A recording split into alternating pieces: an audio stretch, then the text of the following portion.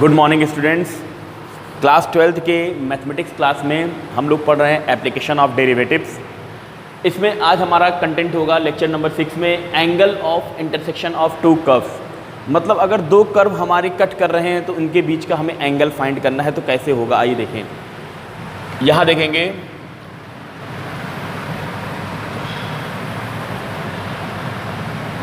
ये x axis, ये y axis, ये ओरिजिन। बच्चों हमने ये सपोज कर लिया कि एक कर्व हमारे पास ये है और दूसरा कर्व ये है, ये दोनों एक दूसरे को इंटरसेक्ट कर रहे हैं।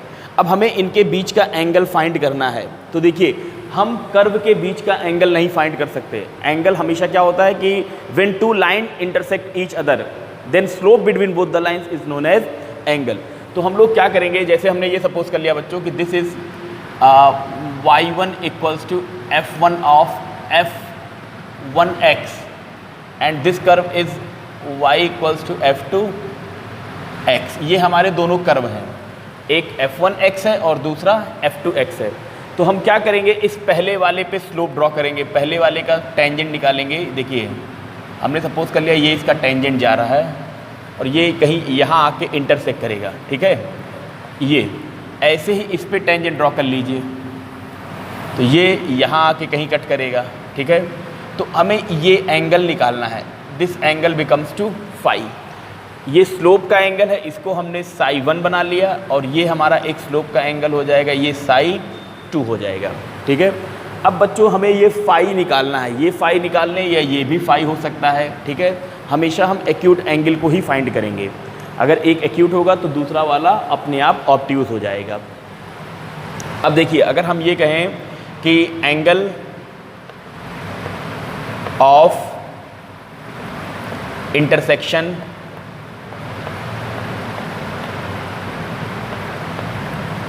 Of two curves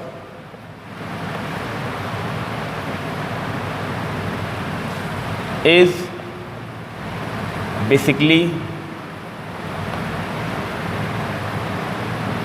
angle between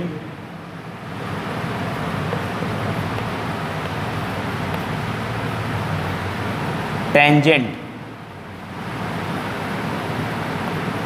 of both curves। Okay बच्चों, अगर हमसे ये कहता है कि किसी दो कर्व के बीच का एंगल फाइंड करिए, तो इसका मतलब हमें क्या फाइंड करना है, उनके बीच के जो टेंजेंट होंगे उनके बीच का जो एंगल होगा वही हमारा क्या हो जाएगा, दोनों कर्व के बीच का भी एंगल होगा at point of contact. Point of contact ये हमने सपोज कर लिया, ये P है पॉइंट x1, y1। अब देखिए बच्चों दो लाइन के बीच का एंगल हम लोगों ने ये पढ़ा है tan phi equals to plus minus m2 difference m1 upon 1 minus 1 plus m1 m2। Okay, यहाँ डिफरेंस का मतलब हमेशा बड़ी वैल्यू में से छोटी वैल्यू, या इसके लिए भी हम लोग रिमार्क देखेंगे कैसे हमें क्या फाइंड करना है।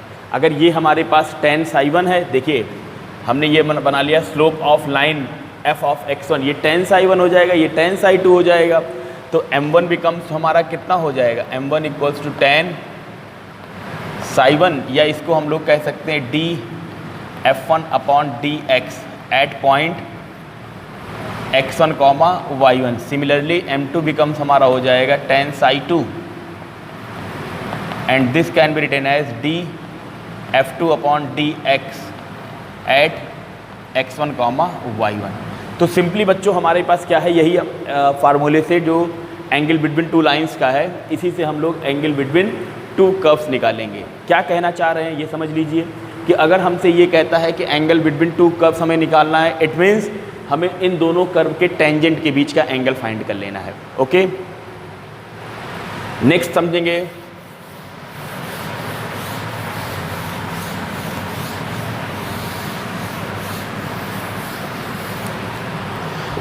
हाँ, एक रिमार्क करके देखेंगे।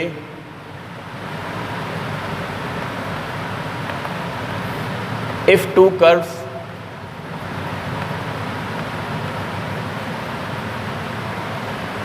Are touches each other.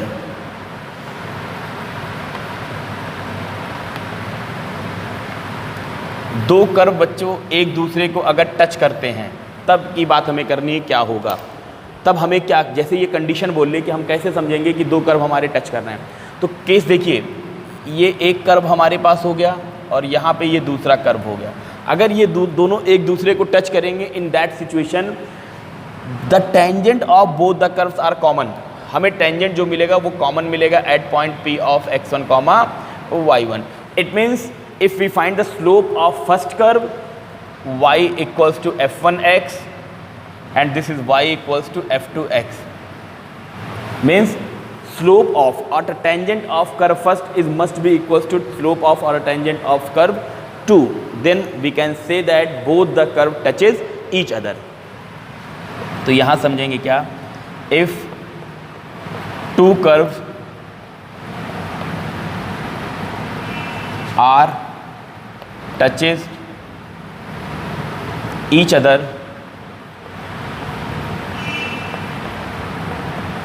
then their slopes at point of contact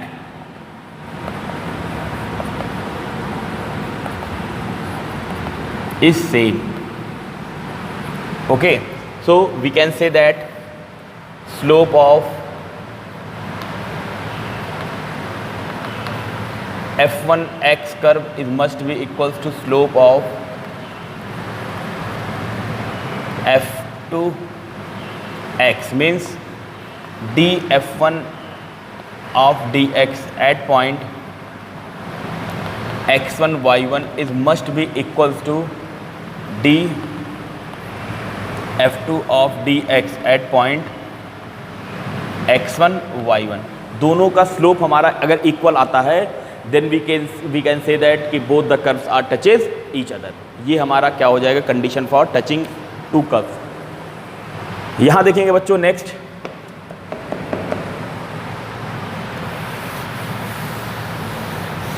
एक कंटेंट हमारे पास आएगा बच्चों ऑर्थोगोनैलिटी। रिमार्क में सेकंड पॉइंट देखेंगे,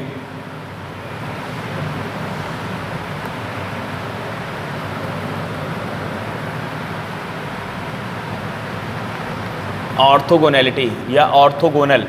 ऑर्थोगोनल का मतलब क्या हो गया, perpendicular. When two curves are perpendicular each other, या हम लोग कहते हैं angle between tangents of two curves are 90 degree. ठीक है, तो ऐसे करें, the slopes of two curves are perpendicular to each other,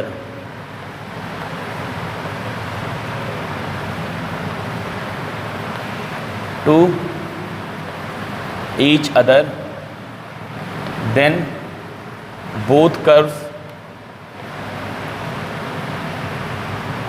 are orthogonal। In this situation the slope of both curve, product of slopes of both curve is equals to -1, m1 into m2 equals to -1। इस condition से हम लोग निकालेंगे। ठीक है, एक और remark देखेंगे बच्चों, देखेंगे कि आखिर अगर हमारे पास tan +- phi equals to +- m2 difference m1 upon m1 plus m2 1 plus m1 m2 है, तो किस सिचुएशन में कब हम माइनस करेंगे, क्या करेंगे, इसके लिए एक रूल है, इसको नोट कर लें, रिमार्क करके लिखेंगे।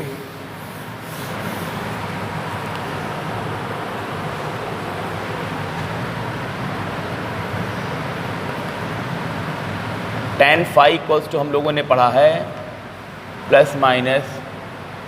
m2 difference m1 upon 1 plus m1 m2। अब हमें देखना है किस सिचुएशन में हमें यहाँ डिफरेंस है ना, तो बड़ी वैल्यू में से छोटी वैल्यू, किस वैल्यू में से हम कब सब्सट्रैक्ट करेंगे, हमें ये चीज़ देखना है। यहाँ ध्यान दें, सबसे पहले बच्चों जब भी हम एंगल निकालेंगे तो वो एंगल हमारा एक्यूट होना चाहिए। तो यहाँ हो जाएगा first point, always taken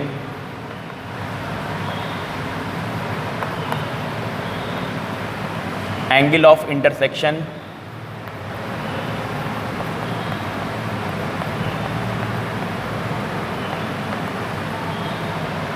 is acute.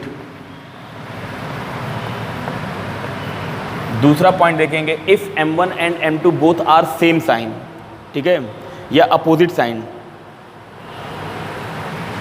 If M1 and M2 both are opposite sign,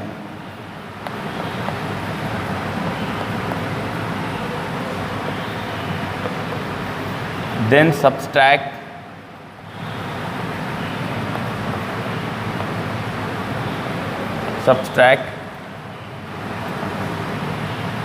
positive value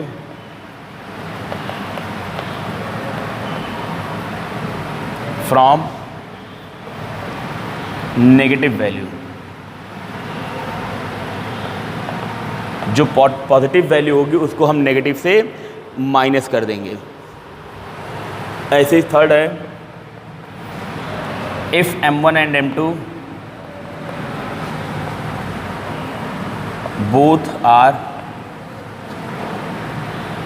same sign, then subtract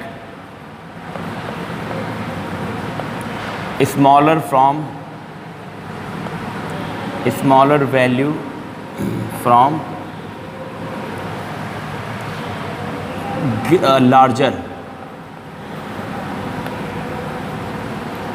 अगर दोनों सेम साइन के होंगे तो बड़ी वैल्यू में से छोटी वैल्यू को हम माइनस करेंगे। अगर दोनों अपोजिट साइन के होंगे तो पॉजिटिव वैल्यू को हम नेगेटिव वैल्यू से माइनस करेंगे। ये हमारा एक रूल हो गया, ठीक है, इसकी भी आवश्यकता पड़ेगी। तो बच्चों इस प्रकार हम लोगों ने क्या क्या सीखा कि अगर दो कर्व हमारे पास इंटरसेक्ट कर रहे हों तो हम लोग क्या करेंगे, दोनों कर्व के टेंजेंट के बीच का एंगल निकाल लेंगे। वही टेंजेंट का एंगल हमारे पास tan phi से निकलेगा, ठीक है। दूसरा कि अगर दोनों कर्व एक दूसरे को टच कर रहे हो तो दोनों का स्लोप हमारा क्या हो जाएगा, इक्वल आएगा। तीसरा, अगर ऑर्थोगोनैलिटी की बात होगी तो स्लोप का मल्टीप्लिकेशन इक्वल्स टू -1, मतलब दोनों टेंजेंट हमारे क्या होने चाहिए, परपेंडिकुलर होने चाहिए। आइए अब इस पर कुछ न्यूमेरिकल्स देख लें, कुछ एग्जाम्पल देखें।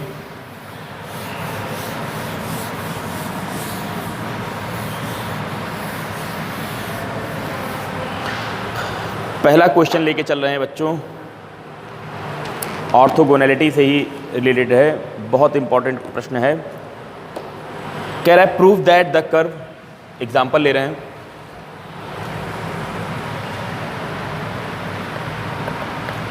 Prove that the curve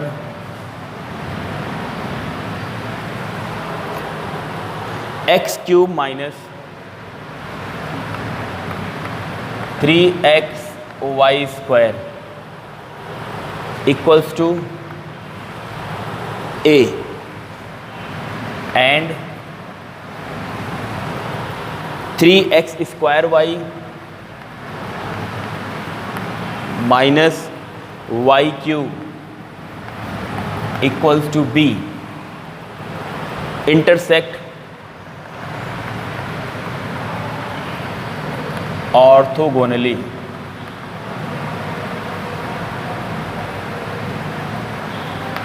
orthogonally. तो आइए बच्चों यहाँ देखें कैसे सॉल्व करेंगे इसको। दो कर्व हमारे पास गिवन है तो हम लोग लिख लेंगे गिवन कर्व्स आर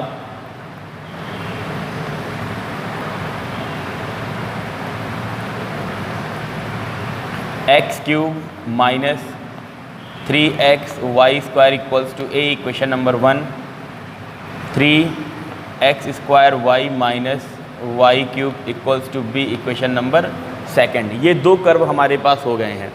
अब दोनों कर्व अगर ऑर्थोगोनल होंगे तो इनके पॉइंट ऑफ इंटरसेक्शन पे स्लोप इक्वल होनी चाहिए या स्लोप का प्रोडक्ट बराबर हम -1 दिखा दें। तो हमने ये सपोज कर लिया, let P of x1 y1 be the point of contact. अगर ये पॉइंट ऑफ कॉन्टैक्ट है तो अब फर्स्ट और सेकंड को डिफरेंशिएट कर लें। Differentiating 1 and 2 with respect to x। तो बच्चों देखिए पहले 1 को जब डिफरेंशिएट करेंगे तो ये आ जाएगा 3x² माइनस 3। अब यहाँ प्रोडक्ट रूल लग जाएगा, यहाँ प्रोडक्ट रूल लगेगा ना, first derivative of second plus second derivative of first equals to 0। अब यहाँ से हमें dy/dx की वैल्यू निकालनी, 3 कॉमन लेके उधर उस साइड में ट्रांसफ़र कर दें तो यहाँ हमारे पास आ जाएगा, this implies that x² minus 2xy dy/dx minus y² equals to 0। तो this implies that 2xy dy/dx is equals to x² minus y²। So dy/dx becomes कितना हो जाएगा, x² minus y² upon 2xy। Okay, अब at point x1 y1 तो ये हमारा slope बन जाएगा m1 equals to dy/dx eight point x1 y1। तो देखिए यहाँ एट पॉइंट x1 y1 पे हमें बच्चों क्या मिल रहा है, m1 इक्वल्स हमारे पास हो जाएगा x1² minus y1² upon 2x1 y1। Equation number इसको 3 बना लिया। अब जब सेकंड को डिफरेंशिएट करेंगे फ्रॉम सेकंड, इसको डिफरेंशिएट करिए तो हो जाएगा 3 first derivative of second plus second derivative of first, derivative of first हो जाएगा 3xy²। ठीक है, यहाँ पे हो जाएगा फर्स्ट डेरिवेटिव ऑफ सेकंड, 3 बाहर निकाल लीजिए, first derivative of second plus second derivative of first 2xy, फिर minus 3y² dy/dx equals to 0। अब बच्चों देखिए 3 कॉमन लेके उधर फिर भेज दे रहे हैं तो यहाँ हो जाएगा x² minus y² into dy/dx equals to minus 2xy। अब एट पॉइंट x1 y1 क्या हो जाएगा, m2 equals to dy/dx at x1 y1। This can be written as, ये आ जाएगा हमारे पास minus 2x1 y1 upon x1² minus y1²। Equation number 4। अब हमें ऑर्थोगोनलिटी का केस दिखाना है। ठीक है, तो अब देखिए यहाँ क्वेश्चन को थोड़ा इरेज कर दे रहे हैं, इधर वाले को देखेंगे। ये होगा कि हमें फर्स्ट और सेकंड को क्या दिखाना है, both curves are orthogonal.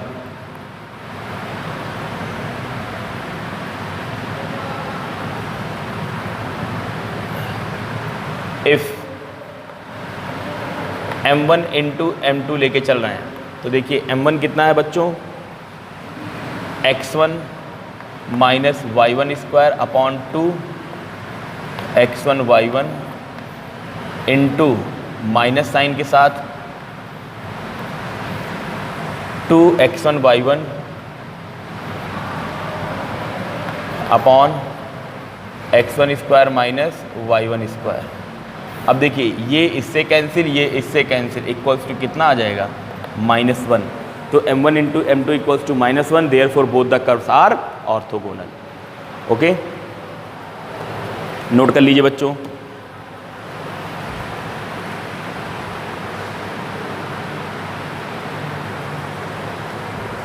Next question देखेंगे एक और।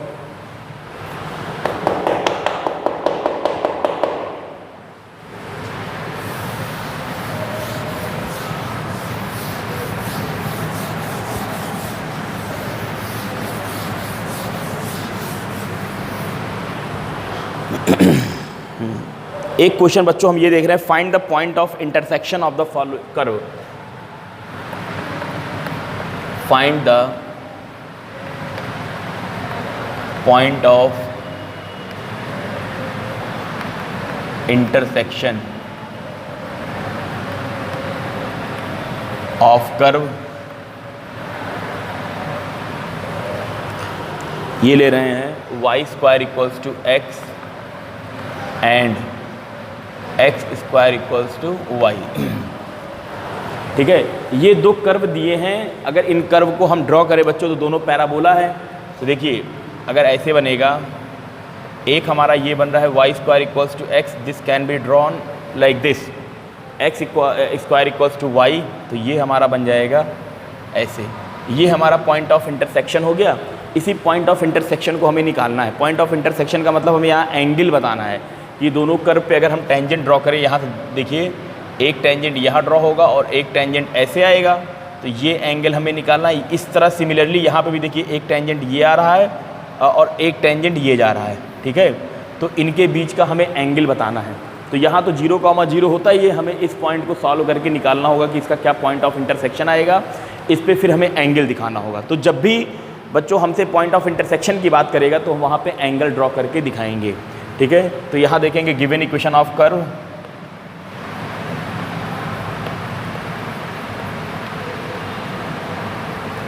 ये हमें दिया हुआ है y square equals to x and x square equals to y, equation number 2।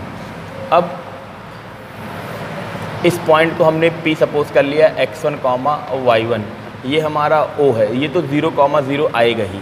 तो let P x1 y1 be the point of contact,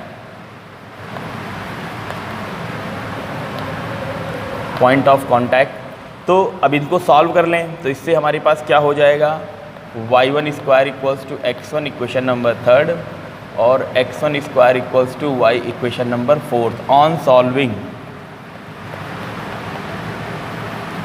solving 3rd and 4th। अब बच्चों देखिए y की वैल्यू लाके हम यहाँ प्लेस कर दें, y की वैल्यू लाके यहाँ प्लेस कर दें, तो ये y1 की वैल्यू यहाँ प्लेस करेंगे तो x1 स्क्वायर का स्क्वायर इक्वल्स टू x1, तो ये हो जाएगा x1 to the power 4 equals to x1, तो ये हो जाएगा x1 to the power 4 minus x1 equals to 0। यहाँ x1 कॉमन ले लिया, x1 cube minus 1 equals to 0। तो अब इससे हमें क्या मिल जाएगा, x1 equals to 0 and x1 equals to 1। बात क्लियर है।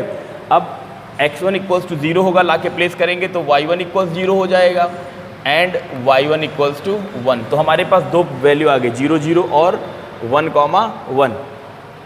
अब हमें इसी पे चेक करना है। तो अब देखिए differentiating 1 and 2 with respect to x। पहले वाले को डिफरेंशिएट करेंगे तो 2y dy by d x equals to 1। So dy by d x at point बच्चों निकाल ले रहे हैं 1,1 पे।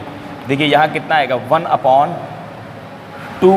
y की वैल्यू रखेंगे 1 तो 1/2, इसको हमने स्लोप m1 सपोज कर लिया है।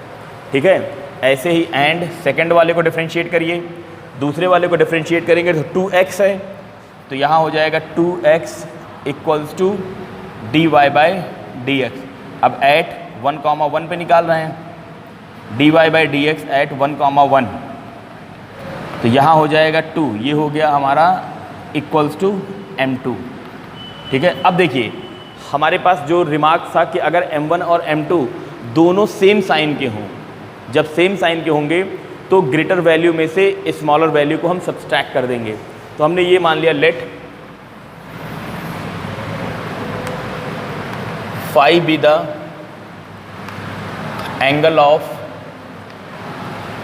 intersection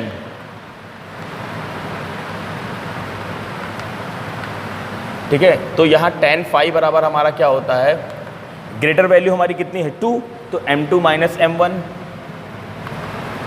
upon 1 plus m1 m2, तो यहाँ हो जाएगा 2 माइनस 1/2 अपॉन 1 प्लस 2 इंटू 1/2, तो यहाँ हो जाएगा 2 to the 4 माइनस 1 4 - 1 का मतलब 3/2 अपॉन ये 2 से 2 कैंसिल, नीचे 2, तो this can be written as 3/4, तो tan phi is equals to 3/4, so phi becomes to tan inverse of 3/4। Okay बच्चों, तो इसका मतलब क्या हो गया, when question ask about point of intersection then it means both the curve must be intersect each other. If both curve intersecting each other, then they must make an acute angle between both the tangents. हमें यही both the tangents निकालना है, angle इनकी निकालनी पड़ेगी, तभी हम बता पाएंगे कि ये पॉइंट ऑफ इंटरसेक्शन हमारा होगा। ठीक है, तो बच्चों इस प्रकार से इस लेक्चर को हम एंड कर रहे हैं। नेक्स्ट लेक्चर में फिर हम कुछ क्वेश्चंस और हैं उनका डिस्कशन करेंगे। Okay, thank you students.